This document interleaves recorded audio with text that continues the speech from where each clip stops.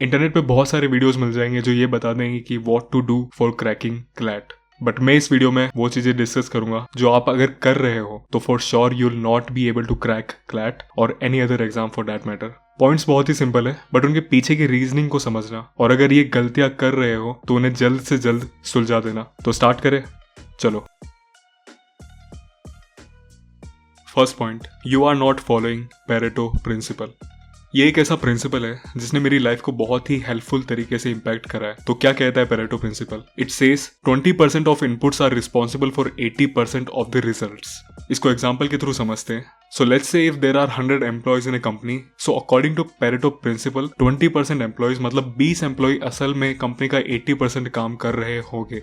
ये आप लाइफ में ऑलमोस्ट हर जगह अप्लाई कर सकते हो, specially while preparing for competitive exams. और अगर हम इसे क्लैट के कॉन्टेक्स्ट में अप्लाई करते हैं तो ये कह सकते हैं कि S CLAT is a passage based exam. अगर आप पैसेजेस को स्पीड एंड एक्यूरेसी के साथ सॉल्व करते हो, you automatically be among the toppers. In the same way if you have good command over vocab, आपका काम to a great extent easy हो जाएगा। You get the idea. बाकी ये आपका काम है उन चीजों को आइडेंटिफाई करना जो उन 20% इंपॉर्टेंट चीजों के अंदर आती है। सो सिंपल वे में कहूँ तो you don't have to study everything, but you have to make sure that you are very good in some important things.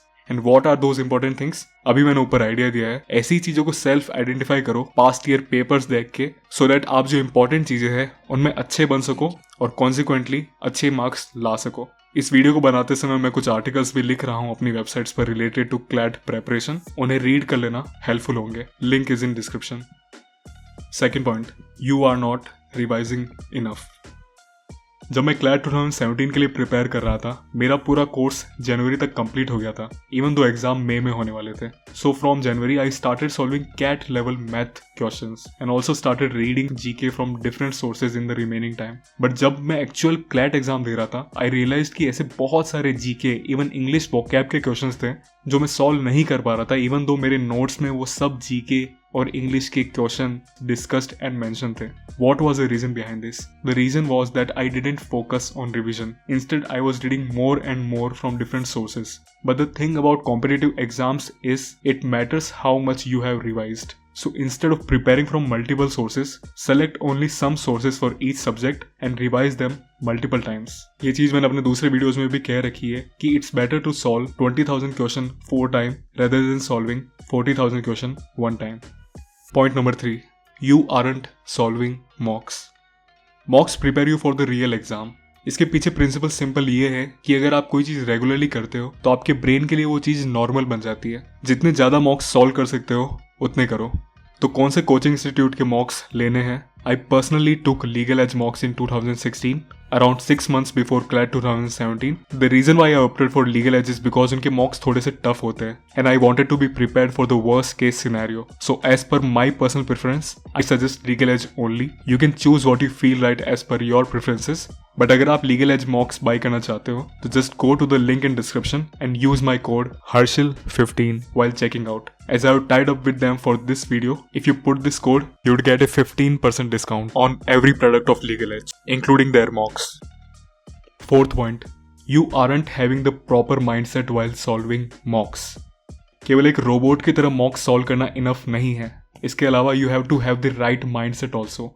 What does this mean? Behave as if you are actually appearing for the exam. जब तक 2 घंटे खत्म ना हो तब तक अपनी seat से मत उठो। मॉक देने से पहले डिसाइड करो कि हर सेक्शन में कितना टाइम देना है और उस टाइम को समय के साथ साथ रिड्यूस करते जाओ।